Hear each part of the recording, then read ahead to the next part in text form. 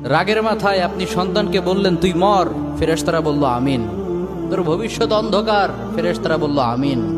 রেগে মেগে আপনি আপনার মেয়েকে বললেন জীবনেও তোর কপালে স্বামীর ভাত জুটবে না, ফেরেশতারা আবারও বলল আমিন। আচ্ছা, আপনি না সেই ব্যক্তি যে তার নিজের জীবনের চাইতেও সন্তানকে বেশি ভালোবাসেন? আপনি না সেই ব্যক্তি যে তার সন্তানের জন্য হাসতে হাসতে নিজের জীবনটাও দিয়ে দিতে পারেন? আপনি না সেই ব্যক্তি যে আল্লাহর কাছে নিজের চাইতেও সন্তানের জন্য বেশি দোয়া করে? তাহলে কি করে নিজের হাতে নিজের সন্তানের এত বড় ক্ষতি করতে পারলেন? Doesn't make any sense. Common sense বলতে কিচ্ছু নাই আপনাদের?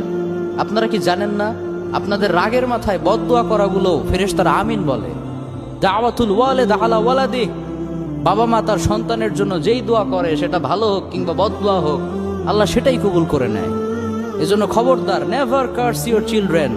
রাগের মাথায় কখনো সন্তানকে অভিশাপ করবেন না। খুব বেশি রাগ উঠে গেলে তার জন্য উল্টা